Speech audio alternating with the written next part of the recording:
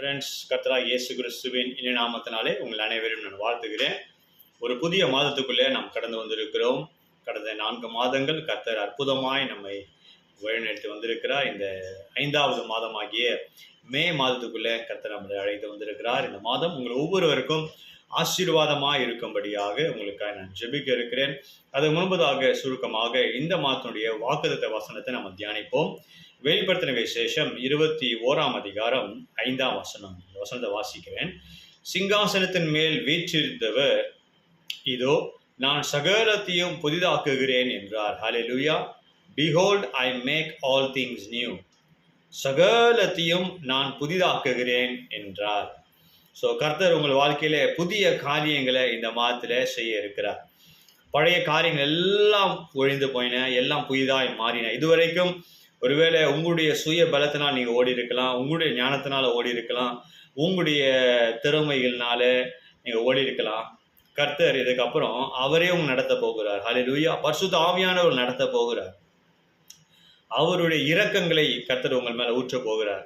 கர்த்தருடைய கிருபையை உங்கள் மேல ஊற்ற போகிறார். கர்த்தருடைய கிருபை, கர்த்தருடைய இரக்கம், கர்த்தருடைய தயவு உங்கள் மேல வரும் பொழுது எல்லாம் எளிதாக நடக்கும். இதுவரைக்கும் நீங்க கஷ்டப்பட்டு உழைத்து வேர்வை சிந்தி ஒரு மாதம் முழுவதுமாய் உழைத்து கொஞ்சம் வருமானம் தான் உங்களுக்கு கையில வருகிறது. அதுவும் வர மாதிரி காணாம போய் விடுகிறது. ஆனா இனி வருகிற நாட்கள் இந்த மாதத்துல உங்களுடைய கடின உழைப்பை நீங்க செய்யணும். ஆனா அதே நேரத்துல கர்த்தருடைய பலன் உங்கள் மேல் வரப்போகிறது. நீங்கள் உழைத்த, நீங்கள் சம்பாதித்த உங்களுடைய வருமானத்தை கர்த்தர் பெருக்க போகிறார். உங்கள் வருமானத்தை ஆசீர்வதிக்க போகிறார்.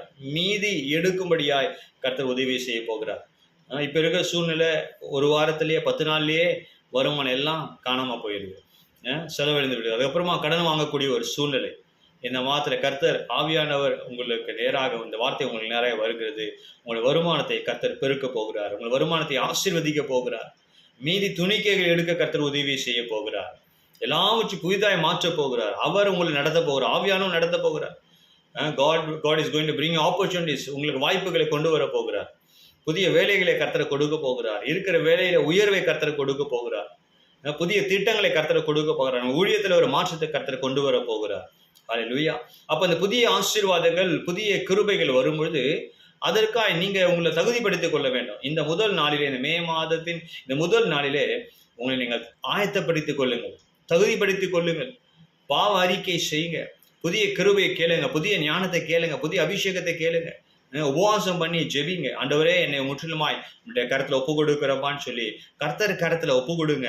கர்த்தர் பெரிய காரியங்களை உங்க வாழ்க்கையில செய்ய போகிறார். இதுவரைக்கும் நீங்கள் பார்க்காத ஆசீர்வாதங்கள், இதுவரைக்கும் பார்க்காத நன்மைகள், இதுவரைக்கும் சில ஜெபங்களுக்கு பதில் கிடைக்காமல் இருக்கிற அந்த ஜெபங்களுக்கு கர்த்தர் பதில் கொடுக்க போகிறார். இந்த மாதத்துல புதிய காரியத்தை கர்த்தர் உங்கள் வாழ்க்கையில செய்ய போகிறார். ஹல்லேலூயா. அப்படி நம் கண்களை மூடி தலைகளை தாழ்த்தி கர்த்தர் நோக்கி பார்ப்போம். அன்பின் பரலோக பிதாவே, இந்த அருமையான நேரத்துக்காக நன்றி செலுத்துகிறோம். கடந்த 4 மாதங்கள் அற்புதமாக நடத்தினீர்.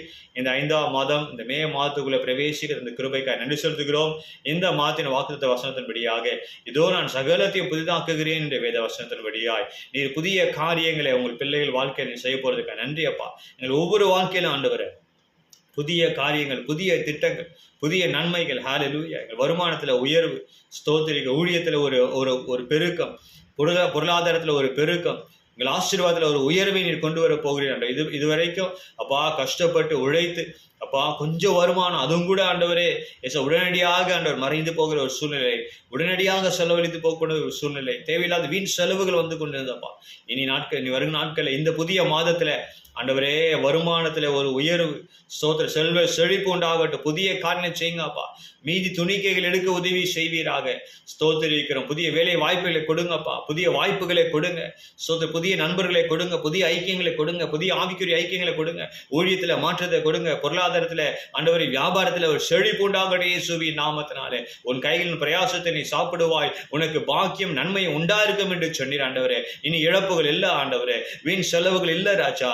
ஆண்டவரே, எங்களுக்காய் நீ சம்பாதித்து வைத்திருக்கிற ஆசீர்வாதங்களை கொண்டு வந்து கொடுங்க ஆண்டவரே. எங்கள் வருமானத்தை சுற்றிலும், எங்களை சுற்றிலும், எங்கள் குடும்பத்தை சுற்றிலும், எங்கள் உடைமைகளை சுற்றிலும் பாதுகாப்பின் வேலி எடுத்து பாதுகாத்துக் கொள்ளுங்கப்பா. செழிப்பாய் உடைய பிள்ளைகள் வாழட்டும், ஆசீர்வாதமாய் வாழட்டும் ஆண்டவரே. கடன் பிரச்சனைகள் மாறட்டுமே சுவின் நாமத்தினால் நிறைவாய் நடத்துங்கப்பா. சிங்க குட்டிகள் கூட தாழ்ச்சியடைந்து பட்டினியாய் கிடக்கும் கர்த்தரை தேடுகிற பிள்ளைகளுக்கோ ஒரு நன்மை குறைவுபடாது என்று சொன்ன தேவன், ஒரு குறைவும் இல்லாத நிறைவாய் நடத்துங்கப்பா.